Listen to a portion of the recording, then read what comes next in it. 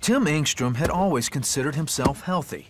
So when he developed a cough in the fall of 2007, he thought nothing of it, even when family members noticed it that Thanksgiving. I don't know, because I feel great. But the cough got progressively worse, and Tim started having trouble breathing. That's when I really noticed something was wrong. Diane especially noticed it and brought it up. It was just a and I told Tim, make sure you check that out. Finally, Tim went to their family physician, Tom Flaming. He was having some cough and congestion at that time, and he was complaining of some head stuffiness, and said it had been going on for a little while, but kind of an indistinct history. It wasn't real clear. And at that point, in January of 2008, we decided to do a routine chest x-ray. I was not worried at all. I had no thought at all, no suspicion at all that anything could be wrong with my health. The radiology report proved otherwise. It showed some lesions. When you see something like that, it's never good. So then you're worried about anything from a pneumonia to a cancer to a TB to some sort of an unusual lesion or growth in there. Dr. Flaming ordered a CAT scan and referred Tim to a lung specialist. Tim and Diane were shocked when they saw the scan results. I was just looking at all of the circles and arrows and counting. Tim's counting up. He's going 1, 2, 3. He gets up to 20. Flop, I go down on the chair, and I'm like, God, this man isn't even going to walk out of this office alive. All I remember is that I got up to 22. And then Dr. Schultz came back in, and I said, what are all these circles and arrows? And he said, they identify the tumors.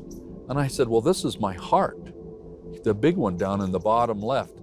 No, he said, that's a tumor. Reality started to sink in. This man is a walking dead man. Doctors didn't know what was in Tim's lungs. There is no treatment. It's not like a fungal infection. It's not a bacterial infection. It doesn't indicate any cancer. So we had this lesion, but we didn't know what had caused it, how long it had been there, or where it was going. Tim underwent a biopsy, but it was inconclusive. One thing was clear: the tumors were taking over his lungs. In recovery, Tim asked the specialist to be honest. I want it straight, Doc. Tell me what's going on and tell me straight.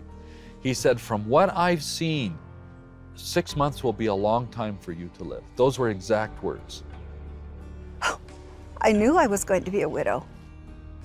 Tim was now experiencing severe pain and taking powerful medication. Although his health was deteriorating, his faith was growing. I began to have a very strong feeling I'm not ready to die. I had great moments of faith where I know God's going to heal me. The Lord is speaking to me now in a new way, and I know He's going to heal me. I would read the Word, and God would give me promises. There were times of doubting as well. Tim and Diane flew to Redding, California to attend a healing service at Bethel Church. But when the pain didn't go away, Tim became frustrated.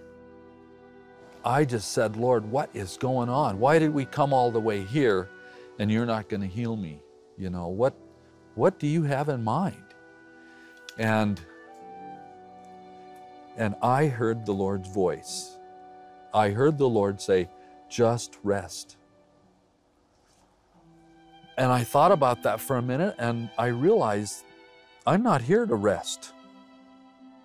And then the Lord said again, just rest. It was emphatic. When Tim came home, he did what God told him to do.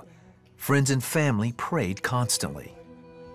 I put out my hands to God one day at night when Tim had gone to bed. And I said, God, here's my husband. I give him to you, but you've said that we're to ask. And God, I am going to ask. I'm going to ask that you take my husband and that you give him life. One night, over 200 people gathered at the Engstrom's church in Salem, Oregon to pray for Tim. He says it was an experience he'll never forget. And as the prayer grew, a heat started. And I felt hot And I don't like to be hot. And I started moving people's hands off like this, but they just came back on. That's the beginning of thinking, I am being healed. Within a few days, Tim noticed that the pain in his chest was gone. His next routine CAT scan revealed 6 tumors had disappeared.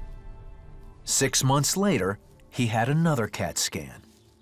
I waited for 6 months, and then the next CAT scan is when it was revealed there's no tumors. They're gone. The Lord completely healed me. And the doctor's words to me were exactly this. The miracle here is that there is no scarring in your lungs. This is to let people know that there is a miracle working God. Dr. Flaming was also pleased after he read the report. Having seen it pretty much from the other side, from a scientific approach, this is fairly unusual. It was a pleasant surprise because that doesn't usually happen. Today, Tim's back to the active lifestyle he's always loved. He and Diane are still amazed at what God has done in their lives. There's no getting better with this. This was a dead man. Now he's alive. Explain. I feel extremely honored and overwhelmed sometimes. In prayer alone, I thank the Lord for touching me. And that's when I break down and I'm emotional before the Lord. He reached down and touched my life. I'm so thankful for it. I'm so thankful to be alive.